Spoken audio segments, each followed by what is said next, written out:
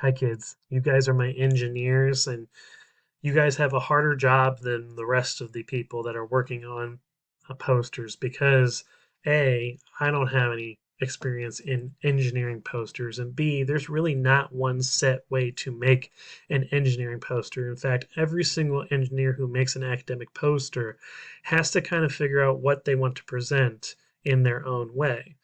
So here I show you a scientific experimental poster. And I want to talk about these sections because these are things you could incorporate into your poster. We'll start with the introduction down here. An introduction is just like your literature review. You're introducing the topic and showing the background information for the audience. The materials and methods for an experiment are the ways that they're going to test uh, their knowledge and test their experiment.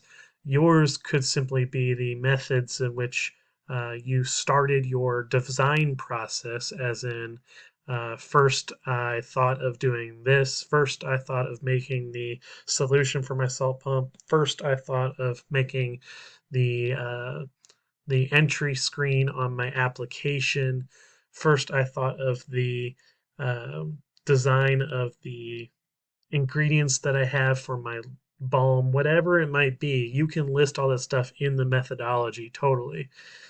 The results are things that you are going to have to kind of skip over a little bit because your engineering projects are more hypothetical in nature. You don't have necessarily as much testing done as a normal engineering project.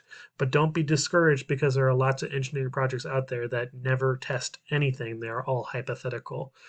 So, for example, this would be a good place to put a bunch of pictures from your design process, from your blueprints, from your application screens. All that stuff can go right here in the center, and you can integrate it into the methods as well, or the materials section as well. It is totally up to you how you split these two up. The discussion or the conclusion is pretty much how you hope that this project will turn out for the future studies, as in what needs to happen next and what should be done with your product, or what does your product need in order to become successful. References, you only have to cite the references you use on the poster. That means that if you use more references for your paper, you don't have to put those same references on the poster too. You only have to cite the ones that you use in the introduction or abstract or discussion here. And acknowledgments, of course, is completely optional, but is a place where you thank individuals that have helped you along the way, people that have been supportive to you during this time, during this large project. Feel free to include all that. Sometimes that includes financial support. You don't have any financial support besides me. At this point, I want to show you other engineering project designs because they might give you some inspiration on how you might want to put yours together. I'm not saying that these are perfect right away. I'm telling you right now, they're not going to be perfect, but they might give you some idea of what you'd like to do. So in this one with a Lego-based microfluidics, this individual had their introduction with a couple of pictures of their first idea put together. They then wanted to go ahead and put together a graph showing how these Lego bricks could be used and what would the cost be for this particular project that they were doing. They wanted to show a modular system concept map where they just showed what this would look like. This could be the where you put your application photos or your blueprints or pictures of your product in its prototype stage. Um, Here in the middle, they showed all the process of actually making those particular Lego brick parts that they're talking about. Excuse me. They also did some testing here in imaging for those testing to be able to figure out exactly whether their product was working as intended. And then this one was an argumentative one where they tried to defend themselves of not doing just 3D printing for their Lego bricks. They showed the cost of materials versus 3D printing for them. The conclusion here, I would agree that the text may be too dense right here, but I also would argue not to use bullet points because it seems like they're summarizing something that might not be enough to summarize. Like if I really take the moment and read this, this could be really good as sentences with some separation between the two, but they decided to put conclusions instead. I would maybe take this whole conclusion section and make it bigger right here so that they can talk more about how their product can impact society or how their product can become successful right here. Here's another example. This one's a little bit more high tech than I'm used to, but I can walk you through it still. Instead of having an introduction, they have objectives, as in, this is what they sought to accomplish with this particular project. They incorporated the current technology, which is certainly something that you can put uh, in your introduction. Um, they have arguments for the benefits of their machine and the design considerations that they had to take into account so that their design was better than the current technology. Again, this is stuff that can go in an introduction if you want it to. They then have a bunch of figures showing exactly what they did and the data and results that they have for their findings, as well as the analysis over here and conclusions down here. Note that they don't have any references, which makes me a little suspect of some of their work here. I would definitely have references in your poster. It gives you credibility right away. So don't do what they did and just end with conclusions. There needs to be more to this. I also think this is probably a smaller poster than what we are making, so it looks like they have less room to work with. And I would say that uh, these text boxes right here showing their different groupings might not be as effective as they think because we certainly can't read it from here.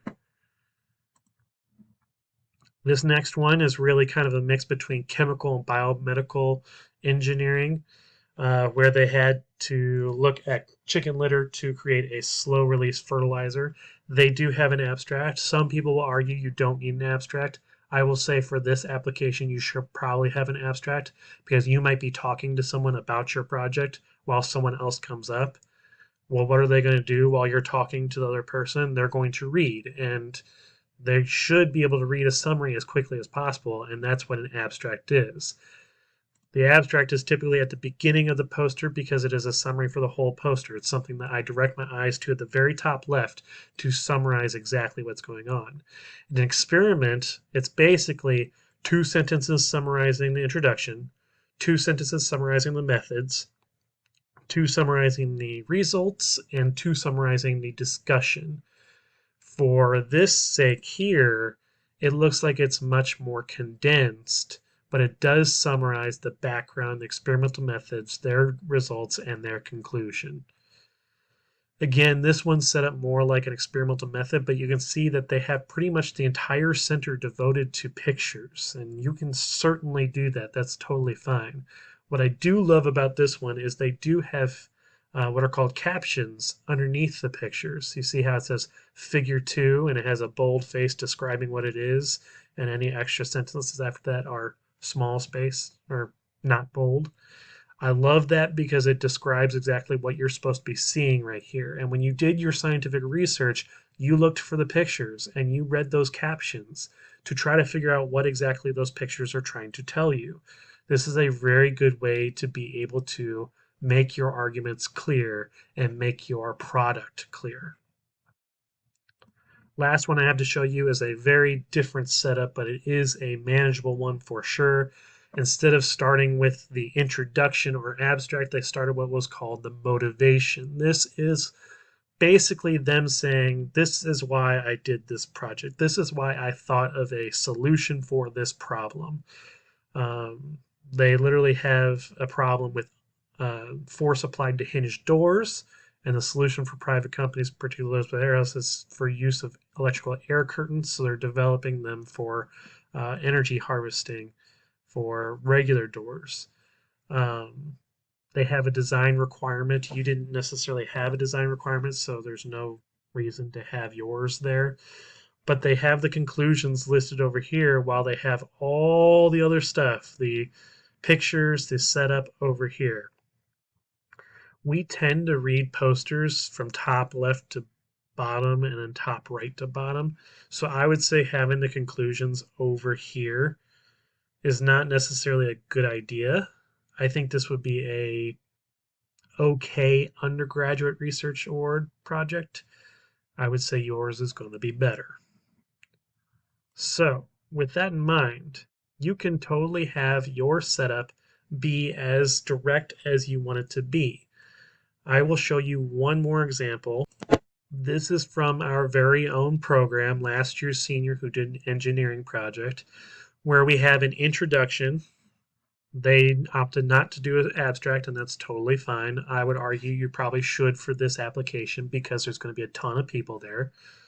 And then the rest of their project is literally design and discussion. And yes, they did break it into 3 parts there. You don't have to, but remember that there is a fold right here where the next part of the poster is going to be folded inward. So it might look kind of funny to have words kind of coming through this part right here. Up to you entirely. I don't think it's a good idea, but I'm not going to stop you. References are good right here. Um, Notice that they have blueprint in the center here and pictures of their model. Totally fine if you just want to bring your model Raegan instead and bring your prototype Kemper. But if you have pictures, you have a lot less to talk about, that's for sure. Notice she has the figures written just like so. This was the current technologies argument right down here. You can have your own section with that, or you can include it in the introduction. Hopefully this gives you a little bit more inspiration and understanding of how to create a poster. Remember, this is just a summary of your paper. So if you write your paper first and feel good about the construction of your paper or want me to see the construction of your paper, then we can certainly see exactly how we can split this up and put it into your poster. It's not a 0 to 60 kind of thing. This does take some time, it takes some effort, and it takes some trial and error. Be gracious on yourself and give yourself a try.